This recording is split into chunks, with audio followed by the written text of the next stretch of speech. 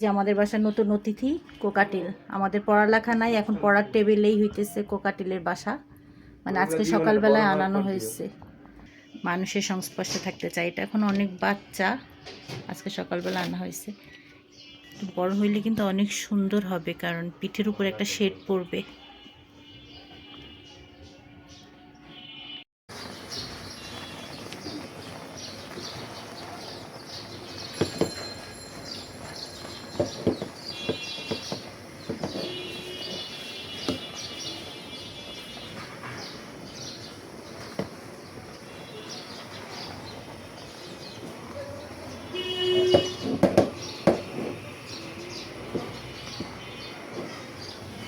রুটি বানানোর জন্য আটা কাটছি সকাল সকাল। বেশি পরিমাণে আটা কাটছি, কারণ বেশি পরিমাণে রুটি বানানো হবে। এখানে প্রায় 20-25টার মতো হবে আর কি। ভুল বলছি, এখানে আসলে 30-35টা হবে। 8 কাপ আটা দিয়ে প্রায় 30-35টার মতো রুটি হয়। তা আমি আটাটা ভালো করে কেটে নিই।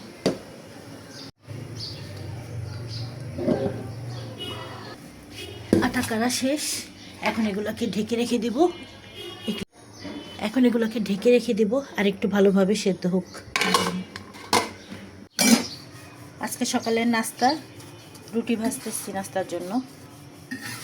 এই যে এখানে আরও ভাজা হয়েছে, আর সাথে আছে ভাজি। শীতের সময় আর কি ভাজি ছাড়া, এখন ডিম ভাজবো। এই যে রুটি বানানো হচ্ছে সকালের নাস্তার জন্য। একত্রে বেশি করে বানানো হবে, যাতে ফ্রোজেন করে রাখা যায় আর কি। এই যে প্রায় 30-35টার মতো আসছে।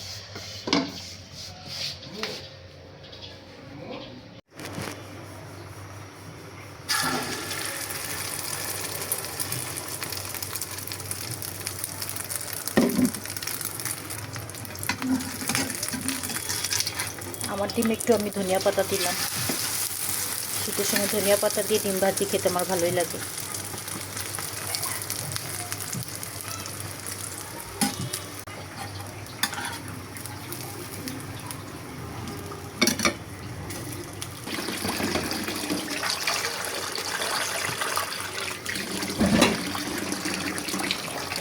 ছেলের জন্য দিয়ে দিলাম ডিম সিদ্ধ।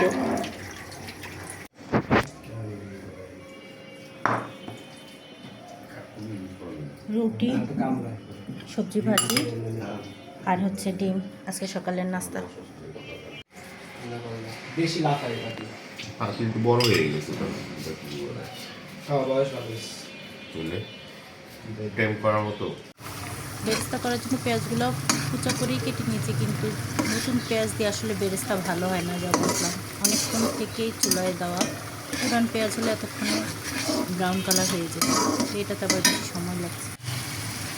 এখানে রোস্টের মশলা কষাচ্ছি, দিয়ে দিচ্ছি টক দই।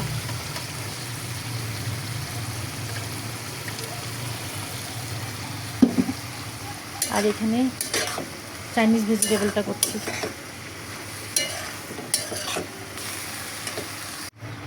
রোস্টের মশলা হয়ে গেছে মোটামুটি। এখন আমি ভাজা মুরগিগুলো দিয়ে দিব। রোস্ট আমি একবার এক এক রকম করে বসাই, আজকে একটু আস্ত মশলাই দিলাম। নিজেরা খাবো তো, একবার এক এক রকম এক্সপেরিমেন্ট করি। মাঝে মাঝে আবার প্যাকেট মশলা কিনে এনেও রান্না করি। যাই হোক, মশলাটা মোটামুটি হয়ে গেছে। এখন আমি ভাজা মুরগিগুলো দিয়ে দিচ্ছি।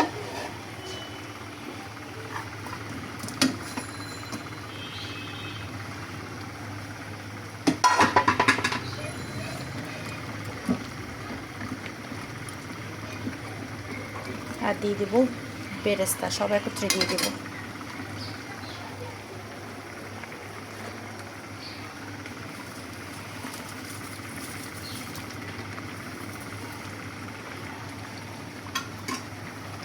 বেরেস্তা অল্প পরিমাণেই দেবো। দুধ দেওয়া শেষ, এখন দেব ঘি। আর উপর থেকে তেল দিয়ে অবশ্য মশলা কষানো হয়েছে, তো উপর থেকে একটু ঘি দিয়ে দিচ্ছি। ঘি না দিলে আসলে রোস্ট অসম্পূর্ণ। আর বেশি দেবো না, ব্যাস। এবার আমি দমে দিয়ে দেবো। তোমার রোস্ট রান্না শেষ। হালকা মশলা দিয়ে এই রোস্ট রান্নাটা আমার খুব ভালো লাগে, মানে এভাবে রান্না করলে খুব মজা হয় আর কি।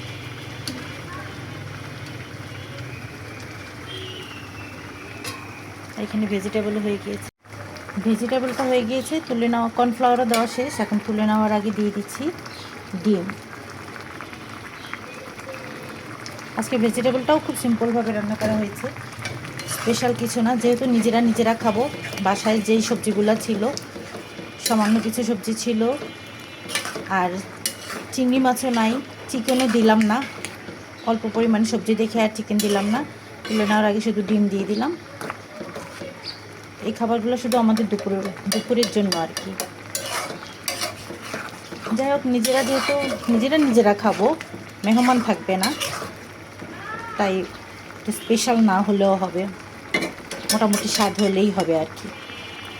তো সব কিছুই ঘরোয়াভাবে হলো। যে দমে দিয়ে দিয়েছি, নিচে একটা লোহার তাওয়া দিয়ে পাতিটা দিয়ে দিলাম রোস্টের। এখন পোলাও দিব, এখন মানে দিব কি, পোলাও রান্না করবো আর কি। সিম্পলের মধ্যে রোস্ট রান্না শেষ, রোস্টটা সুন্দর ঘ্রাণ বের হচ্ছে, আর সাথে আছে ভেজিটেবল। কালারফুল সবজি না হতে আসলে এরকম দেখাচ্ছে, কিন্তু সবজিটাও মজা হয়েছে। এখন বলি কেন আজকে কোনো আয়োজন ছাড়াই, কোনো পরিকল্পনা ছাড়াই রোস্ট পোলাও আর ভেজিটেবল রান্না করলাম। তা হচ্ছে যে এই পোলাওগুলো খাওয়ার জন্য। এইগুলো হচ্ছে প্রতিবার যে পোলাও রান্না করি, মেহমান আসলো, নিজেরাও করেছি, বিভিন্ন কারণেই রান্না করা হয়েছিল ভালো, তখন কিছু পোলাও বেঁচে যায় বা বেশি মনে করে আমি আগেই চুলা থেকে তুলে রাখছিলাম আর কি। এখন শুধু দমে দিলে পুরোপুরি সেদ্ধ হয়ে যাবে, তো এগুলো বেশি দিন ফ্রিজে রাখতে চাচ্ছিলাম না। তো এই পোলাওর সাথে খাওয়ার জন্যই আসলে আজকে রোস্ট রান্না করেছি। পরপর অনেক দিনই খাসি আর গরুর মাংসটা খাওয়া হচ্ছিল, তো এই জন্য চিন্তা করলাম আজকে গরু রান্না করব না, খাসিও রান্না করব না, আজকে হচ্ছে রোস্ট, পোলাও আর ভেজিটেবল। তো এগুলোকে এখন দমে দিয়ে দিব। তারপরে এই যে বেরেস্তা করে রেখেছি, পরে বেরেস্তা আর ঘি দিয়ে তুলে নেব আর কি।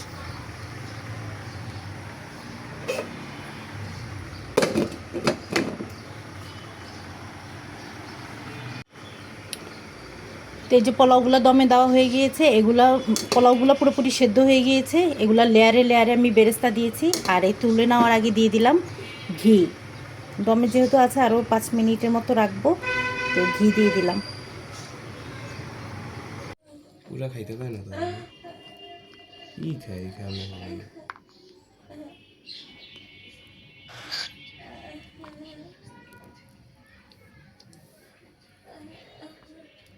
ছোলাগুলো সব তো খাইতে পারতেছে না, সেদ্ধ হয় নাই বলে। তো আজকের ভিডিওটা এই পর্যন্তই, আবারও হাজির হয়ে যাব নতুন আরও একটা ভিডিও নিয়ে। সেই পর্যন্ত সবাই খুব ভালো থাকবেন। আল্লাহ হাফেজ।